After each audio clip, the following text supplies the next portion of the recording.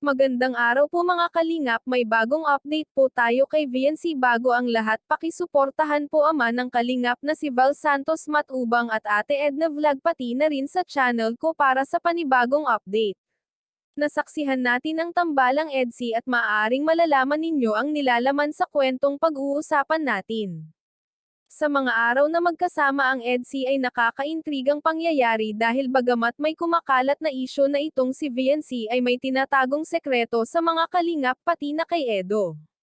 Wala pang nakakadiskubre sa mga nangyayari sa kanya dahil hindi rin naman ito nakakasama palagian ng kalingap pero hindi pa tukoy kung ano ang kanyang iniindang problema. Subalit naging ibabaw pa rin ang paghanga sa kanya ng nakararami at dadamayan naman ito ng kalingap kung nagkaproblema man ito.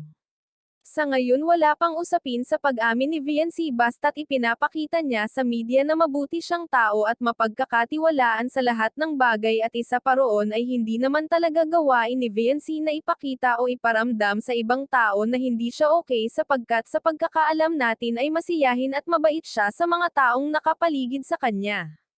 Napapabilib niya ang marami sa kanyang personality dahil napakatapang niyang tao, di mo makikitaan ng kakaibang ugali sa lahat maliban kay Edo, dahil nakakasama niya ito minsan at sa tagal na nilang magkatandem ay naiilang pa rin ito sapagkat hindi pa ito sigurado sa kanyang ginagawa. Pero kagustuhan rin itong sabayan ang mga taong tumulong at sumuporta sa kanya na nagbigay ng bagong buhay nila.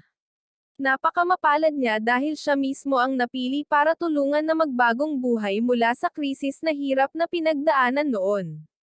Kaya mas gumanda sa mata ng social media ang tambalang EDSI dahil naipakita nito na kaya rin ni VNC pumasok sa sitwasyon na ikakasaya ng tao at di mo maiiwasan na may mangbash sa kanya.